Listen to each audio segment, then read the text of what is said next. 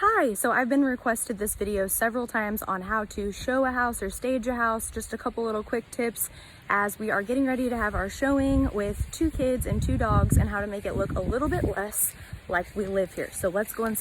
Okay, so first thing, outside of the house, try to clean it up as much as possible. You know, Christian likes to blow off the sidewalks.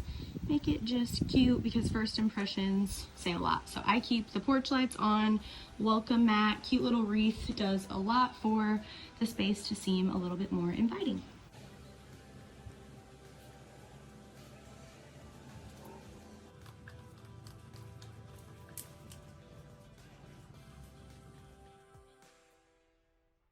Stop right here. People start judging your house from the second that they walk in that door. So if it smells like dog, if it's an overwhelming scent, if it's not welcoming and nice and clean, they're probably not even going to want to come inside. So this is important. Obviously, the formal dining is right off the entryway in this house. And even though it's not perfectly staged because we actually lived here at the time, I tried to declutter and just simply set the table so that it felt inviting and welcoming and they could see that you take pride in your home. Into the living room and throughout the whole house, just making sure that the floors are nice and vacuumed, clean. Again, no overwhelming, overpowering scents, but just a nice, fresh, clean scent. Throw pillows are nicely arranged on the couch. Blankets picked up, everything that doesn't need to be out.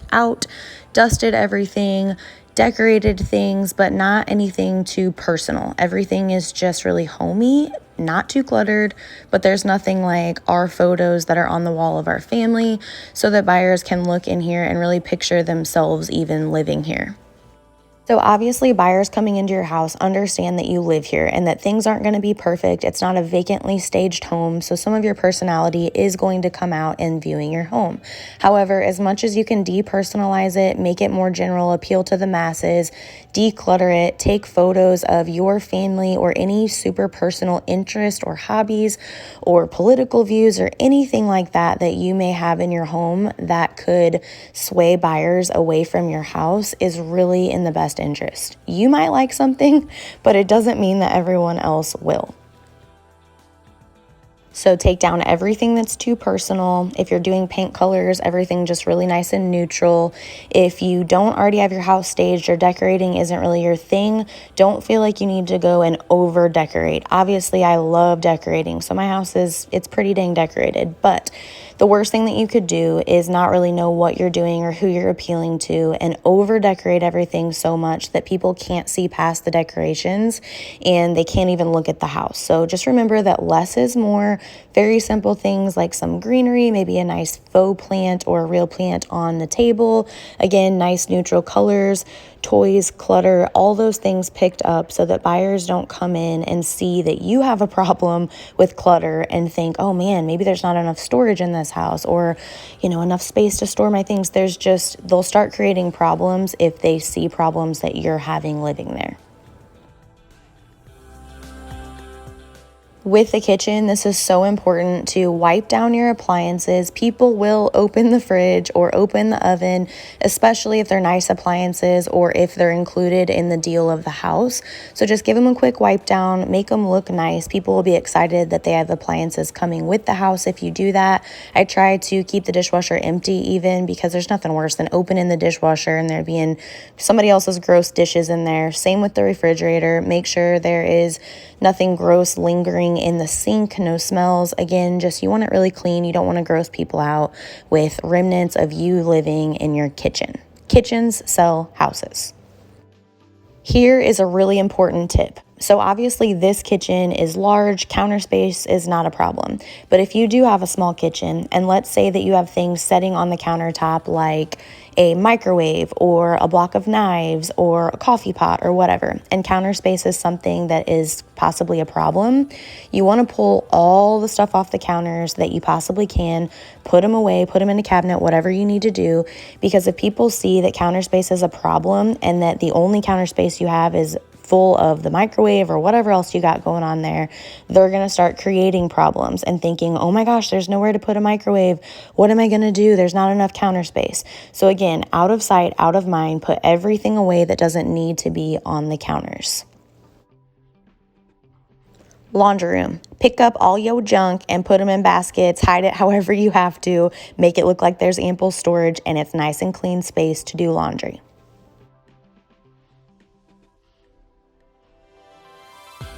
Master bedroom, very important. Make sure that the bed is made nicely. It feels inviting, clean, not over cluttered. Do not be putting a ton of big, bulky furniture that doesn't fit the room size in there.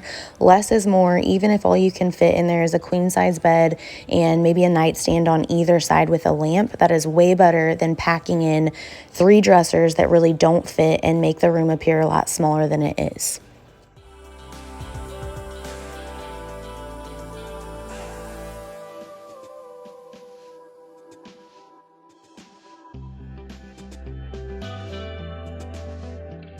Master bath, I kind of broke my own rules in this because there's more stuff in this video than I feel like should be. The little hand towels make a big difference, so make sure that they're nice and clean. You can kind of display them that way, but if you can clear out as much stuff in your shower, only the things that you really need. What I'm talking about here is these 2 little wire baskets with my skincare. I think that it would have looked nicer to tuck those under the cabinets, maybe put a little faux plant or something, but just at least clean it up and show that there's ample storage and that it's clean. Okay, so this is bad. We had a huge master closet in this house, and this was before I decluttered it. Go through, declutter, and just try to organize as much as you can, especially in the master closet, hall or linen closets, and pantry, especially if it is worthwhile. Like this house, it was a really nice big space. So they even wanted to photograph these spaces, and they were definitely not in that shape. So just clean them up as much as possible. People understand that it's not going to be perfect, but just try to make it look, again, like there's ample storage. So let's recap and a couple last minute tips. Basically everything nice and clean and minimalistic, decluttered, depersonalized as possible. Aesthetically pleasing to the masses is your job. This means that if you have like a bright red room or something that maybe is just very personal that not everyone would like, you're taking a risk by leaving it that way. Whereas if you feel up to grabbing a gallon of paint and painting it a more neutral color, you can even follow along. I do a lot of content on Instagram and Facebook and TikTok and all the things that are just more aesthetically pleasing to the average buyer coming in your house. And I know that sounds kind of crazy, but it can be the difference between thousands and thousands of dollars of profit for you just doing a little bit of that sweat equity yourself. If you have pets inside the house, and you can remove as much evidence of that as possible whenever you leave for showings.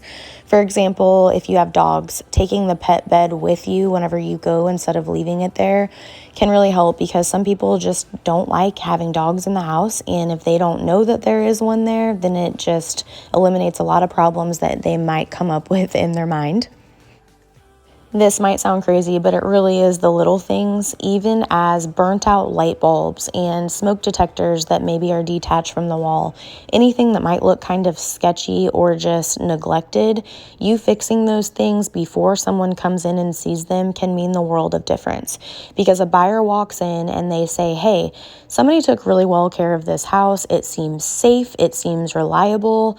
This is a house that I could live in. Instead of seeing the little things that you've neglected, like a burnt out light bulb or spider webs up in a neglected room or whatever it may be, and they think, wow, if I'm seeing this, what else is there gonna be? So just don't even leave that to their imagination. Do it right. Take the time to clean up first so that in the long run, it really protects your investment. Lastly, I truly believe, and I am not a real estate agent, that hiring one can be a make it or break it in the sale of your home and the price that you get on it.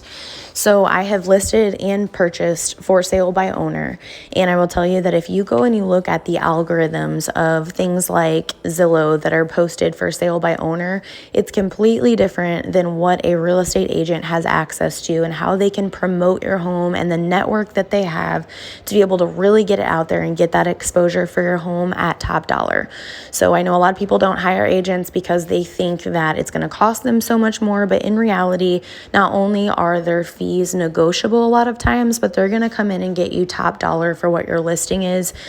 Not only that, they can also help with their expertise of what could possibly deter your home from selling and help you fix those things before you even put it on the market and just appeal to the masses. That is their job, and a great real estate agent is seriously worth it. As well as they might connect you with a really great stager, or even someone like me who virtually stages and helps to give content out there that you can even do yourself and put in some of that sweat equity. So I hope that this video was helpful. If you have any questions, please let me know in the comments and I will be happy to answer. If you want to follow along for more content, anything from staging your house, selling your house, flipping houses, investment properties, DIY, how to love the home that you're in, design, decor, all the things home, just follow me on Instagram, Facebook, TikTok, YouTube, all the things. I'm obsessed with it, and I hope that this video brought you some value, and good luck in selling your home or whatever your home venture is. Thank you so much for watching, and have a great day.